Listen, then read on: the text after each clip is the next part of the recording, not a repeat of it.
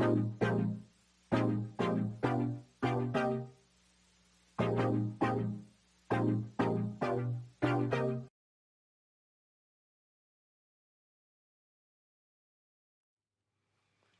see, the first two basic topic which you are going to study, a network theory or a electrical circuits or circuit theory.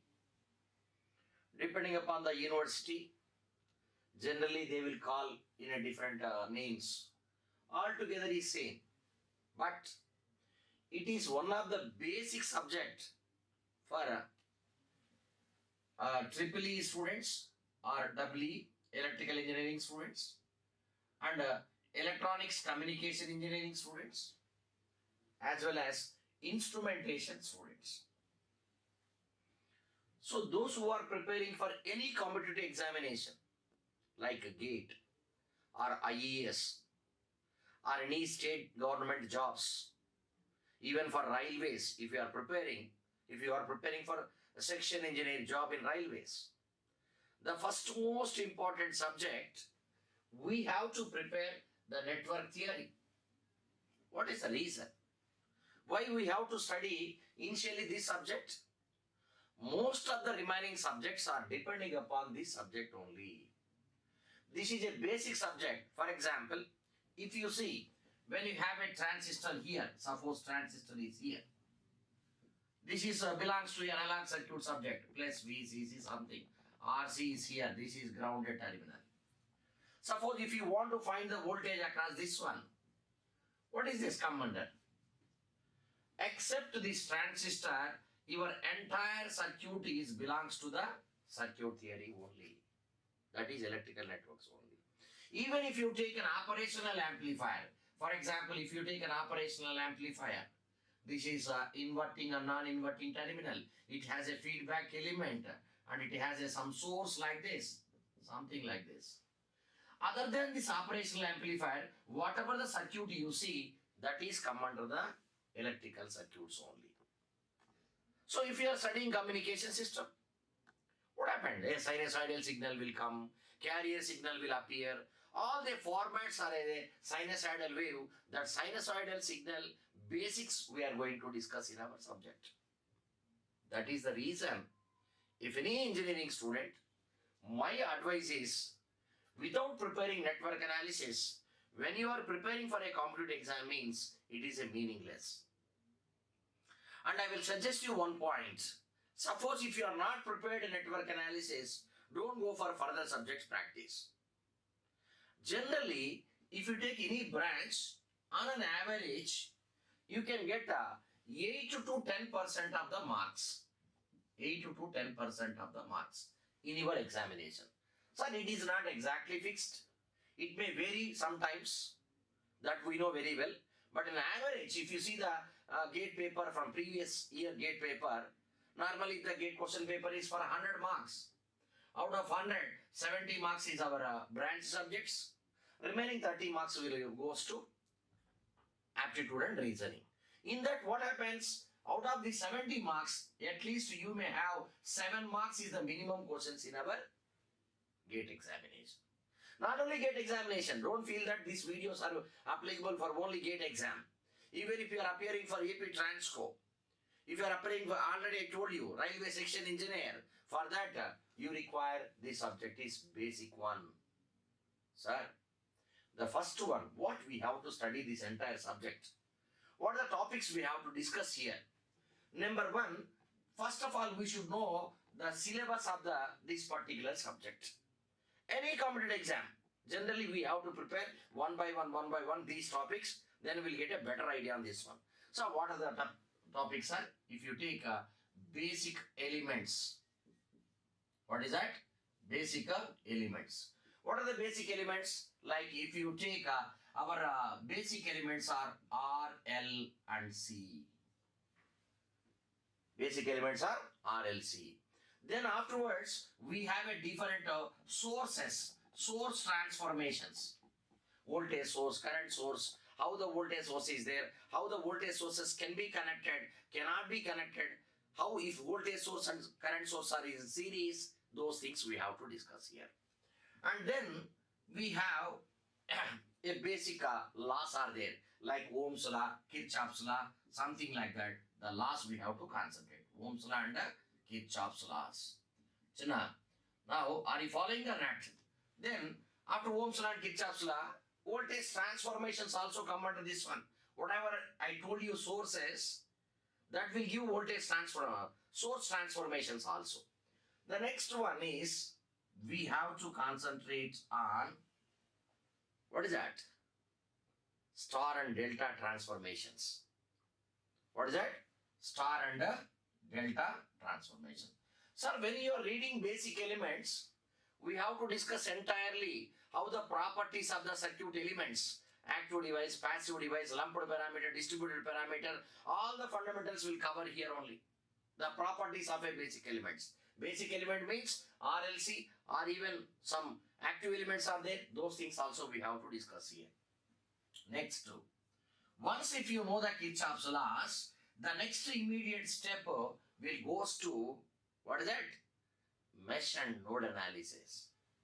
The next one is mesh and nodal analysis. Sir, based on, if you have very thorough knowledge on the mesh analysis and nodal analysis, every electrical circuit becomes much easier. It becomes very, very easy for you. Then, after knowing the mesh and node analysis, we are going to enter into the theorems, network theorems. This is the most important topic. Compulsory, if you see any examination, there is at least one question is compulsory from the network theorems. Of course, two or more questions may appear, but one question is guaranteed because you have a Thevenin theorem, Norton's theorem, superposition theorem. If you see superposition theorem, generally circuit is having two or more sources. Under that condition, we have to approach only superposition theorem. If you take Thevenin's theorem, most practical circuits, we have to apply Thevenin's theorem. And the maximum power transfer condition, Milliman's theorem, compensation theorem, lot of theorems are there, including Telegrand's theorem. We can have a discussion on the theorems also, but you should concentrate more and more here. Dear students, I am advising you, just don't see the only videos. Just while you are seeing the videos, of course not here. When if your topic is started, if you are studying about basic elements, if you listen 1 hour lecture, you saw the 1 hour video lecture, then you try to write the notes. You write down all the points. What are the points you got? And at the same time, you take sign on the material and prepare for that one. That will give a good results while you are writing the examination. Next, after the theorems, what generally we have, normally we can go to the other one, transients. What is that? We have to approach for transients. Sir, here in the transients topic, we have DC transients as well as AC transients. DC transients and AC transients. Of course, DC transients are more required for competitive examination. AC transients are not that much important, but anyhow we are going to discuss when you are appearing for IES examination. This discussion may be useful for you. The next two, what is that? AC analysis. AC analysis. What is that AC analysis, sir? When you have sinusoidal signal of input, we have a RL circuit, RC circuit, RLC circuit. How the behavior? Normally this AC analysis we called as steady state analysis. What is that? Steady state analysis. Here I told you it is a transient, sudden changes in the circuits. This is steady state, continuous, RL and RC. Afterwards, one more very important topic is resonance. What is that? Resonance. Here also we can have two topics. One is series resonance, other one is parallel resonance. One is series resonance and parallel resonance.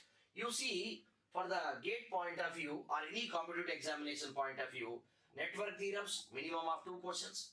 Without transients, there is no question paper, such an important topic.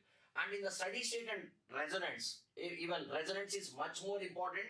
Of course, by knowing this all analysis only we can answer the resonance. You can have 1 mark here and 1 question is here, 1 or 2 questions are here, 2 or 3 questions are here. Of course, if you want to do all these things, you require basic knowledge of these things.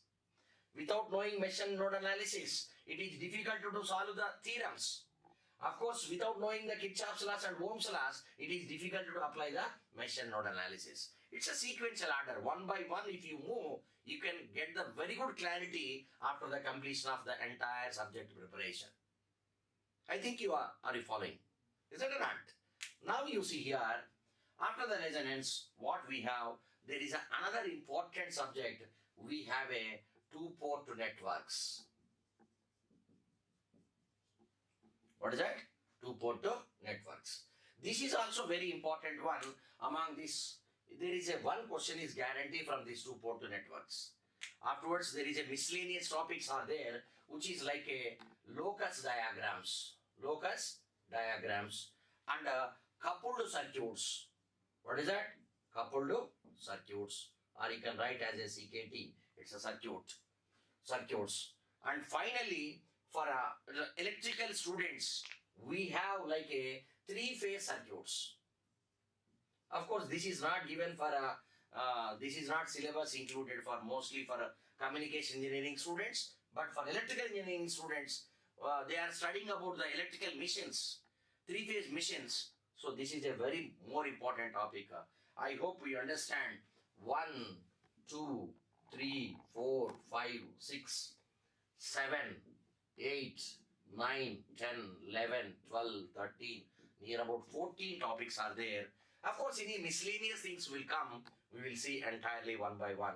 This is the basic things what we have to study about the network theory, electrical circuits or circuit theory. Don't confuse for this one. I think it is only headings. These are what are the topics which we are going to cover. That brief idea I given. Now we are going to discuss one by one.